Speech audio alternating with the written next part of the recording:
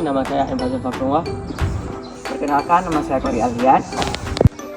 Kami akan mempresentasikan tentang perubahan sosial, evolusi dan revolusi. Yang pertama ada perubahan evolusi. Perubahan sosial evolusi adalah perubahan yang terjadi secara bertahap, perlahan-lahan, dan tidak digunakan.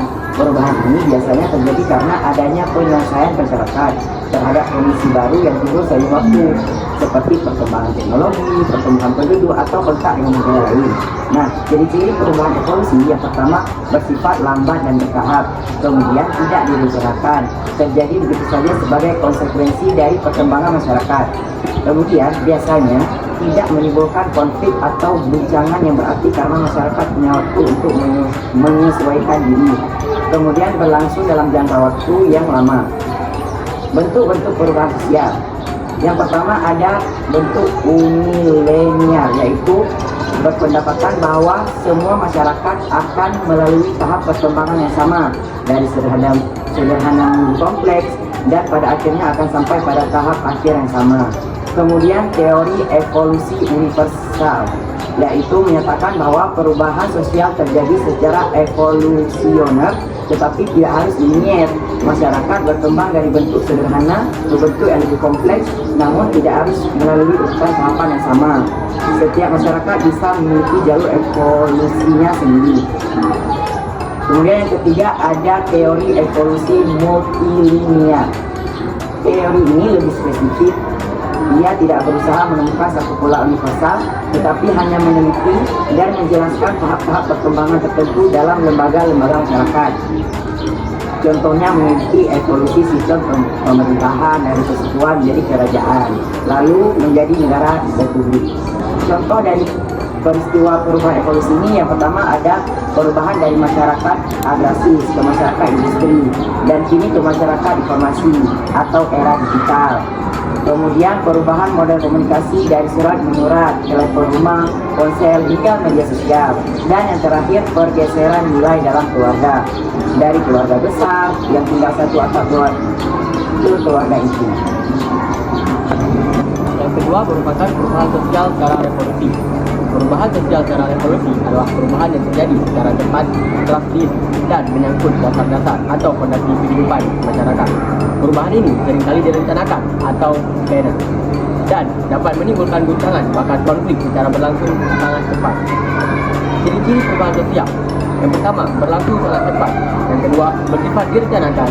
Selanjutnya, seringkali menimbulkan konflik atau guncangan sebelum tercapainya keadaan baru yang stabil. Selanjutnya, mengubah dasar-dasar kehidupan masyarakat secara fundamental seperti sistem politik, ideologi, atau struktur sosial. Bentuk-bentuk perubahan sosial. Yang pertama, revolusi politik. Revolusi yang bertujuan dalam mengubah sistem pemerintahan dan kekuasaan. Contohnya merupakan revolusi Prancis pada tahun 1789 yang menggulingkan monarki absolut dan mendeklarasikan prinsip-prinsip demokrasi. Revolusi Indonesia tahun 1945 yang memproklamirkan kemerdekaan dan penjajahan. Selanjutnya, revolusi sosial. Revolusi yang mengubah struktur-struktur dalam masyarakat seperti sistem kelas atau pemilikan. Contohnya merupakan revolusi Bolshevik di Rusia pada tahun 1917 yang menggulingkan kekaisaran dan mendirikan negara komunis, mengubah struktur kepemilikan dan kaum bangsawan ke negara. Selanjutnya, revolusi ilmu pengetahuan dan teknologi atau iptek. Revolusi yang terjadi karena penemuan-penemuan baru yang mendasar yang mengubah cara hidup manusia secara masif.